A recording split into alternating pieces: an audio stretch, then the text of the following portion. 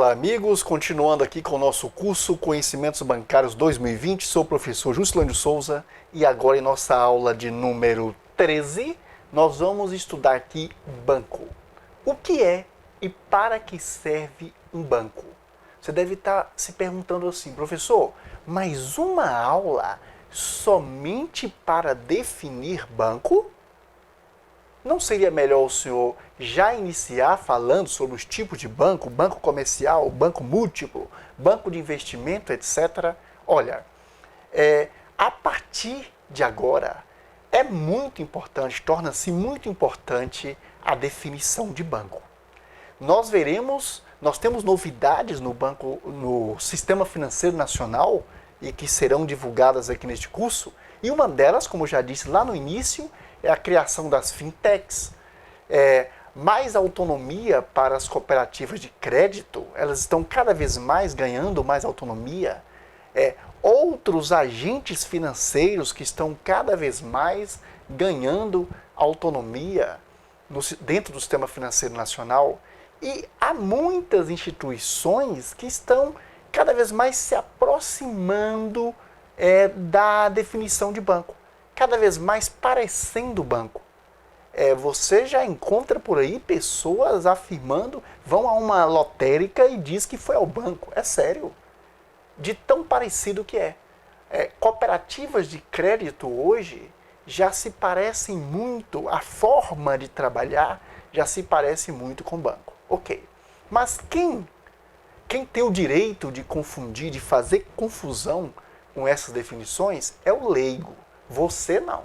Você que vai enfrentar uma prova de conhecimentos bancários, você precisa realmente saber a diferença entre bancos e outras instituições do sistema financeiro nacional. E dentro de banco, você tem que saber os tipos de banco.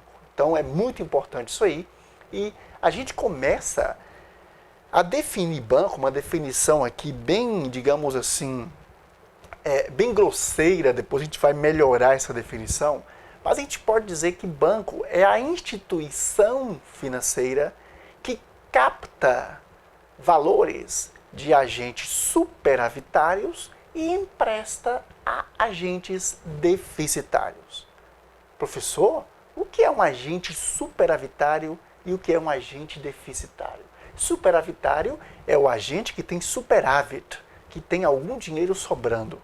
Ou seja, a receita dele é maior do que as despesas.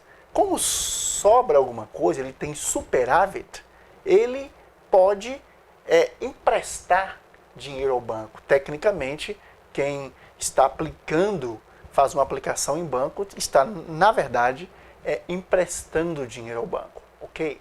Já o agente deficitário, ele pega o dinheiro emprestado.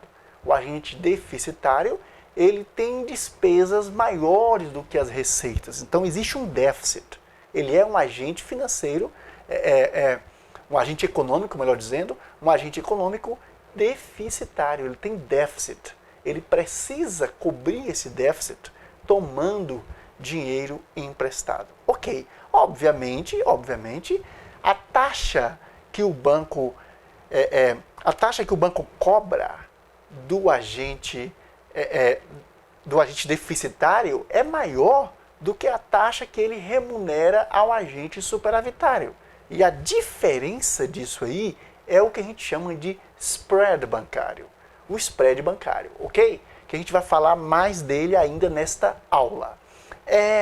Por enquanto, entenda o seguinte. O que diferencia, o que diz se uma instituição é ou não banco? A primeira grande característica é essa aí. Banco vai captar valores, vai fazer a captação, vai captar valores de agentes superavitários e emprestar a agentes deficitários.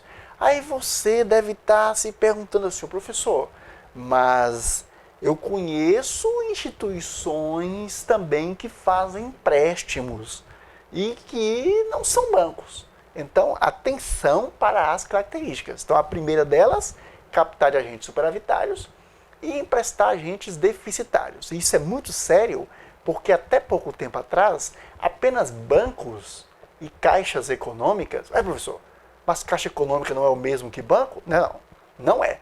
Caixa econômica funciona como banco, mas a gente vai ver em aulas posteriores que caixa econômica não é banco. Caixa econômica é caixa econômica. Tecnicamente não é banco. Então, pois é, até pouco tempo atrás, apenas bancos e caixas econômicas poderiam fazer captações de agentes superavitários e emprestar a agentes deficitários, ok? Fazer captação e empréstimos. Apenas bancos e caixas econômicas. Ao longo do tempo, outras instituições foram tendo características de banco. Então, o que vai definir o banco não é apenas o fato dele captar de agentes superavitários e emprestar a agentes deficitários. A forma como ele capta os valores no mercado, os valores dos agentes superavitários, também vai definir que tipo de banco, que tipo de instituição financeira bancária é aquela. Tudo bem? E um detalhe é valores à vista. Então, há a captação de valores à vista e a captação de valores a prazo. E apenas algumas instituições podem captar valores à vista no mercado. Professor, o que são valores à vista e o que são valores a prazo? Valor à vista é aquele valor que o agente superavitário deixa em conta corrente e hoje em dia até poupança comum, a caderneta de poupança. Em outras palavras, são aqueles valores disponíveis, que ele pode disponibilizar a qualquer momento. Passou o cartão, sacou. Seu valor à vista. O valor a prazo é o valor que está lá a prazo certo, aplicado. É uma aplicação financeira que tem o prazo para poder tirar. Tudo bem? Aí é o valor a prazo. Então, nem toda instituição financeira pode captar depósitos à vista. Então, vamos mostrar outras características aqui. Então, o que é banco? A gente já falou. A primeira característica, que é a instituição que capta de agentes superavitários e empresta a deficitários. Por que existem vários tipos de banco? Bom, a captação ou não de depósito à vista e a forma com que esses depósitos são captados vai definir o tipo de banco, ok? Bom, o spread bancário, professor. Professor, já sei. O spread bancário, ele é o lucro do banco, certo? Errado. Spread bancário não é o lucro do banco. Spread bancário é a diferença entre a taxa de remuneração e a taxa de captação. O spread bancário, ele é a taxa de empréstimo menos a taxa de captação. Professor Juscelândio, taxa de empréstimo menos a taxa de captação? Sim. Obviamente, o banco vai cobrar uma taxa maior do agente deficitário, ok? Muito maior do que a taxa que ele paga, que ele remunera o agente superavitário, aquele que emprestou dinheiro para o banco, aquele que aplicou o dinheiro no banco. Então, essa diferença entre a taxa de empréstimo e a taxa de captação, ela é o spread bancário. Mas o spread bancário é o lucro do banco? Não. Por que não? Porque lucro é receita menos despesa. Então não dá para dizer que, obviamente, não dá para dizer que o spread bancário é lucro do banco. O banco tem despesas administrativas, o banco tem que pagar impostos, tem que pagar funcionários, entendeu? Existe todo um custo para manter um banco. Então o spread bancário, ele não é lucro. A inadimplência, o banco sofre e muito com inadimplência. Então, o spread bancário, ele procura cobrir tudo isso aí. E no Brasil há uma discussão muito grande, porque se acredita aqui que o nosso spread bancário é muito elevado. Na verdade, se comparar com outros países, sim. Mas é preciso também verificar que somos uma cultura diferente. Eu não vou abrir a discussão aqui agora, né? Não é o momento, mas apenas entenda que O tempo inteiro, alguns políticos, governo, alguns técnicos estão tentando reduzir o spread bancário. Reduzir o spread bancário. Agora, o que não pode é você entender que essa redução do spread bancário, ela é uma, na verdade, pura redução do lucro do banco. Não é bem assim, tá? Ok? Então, o spread bancário não é lucro.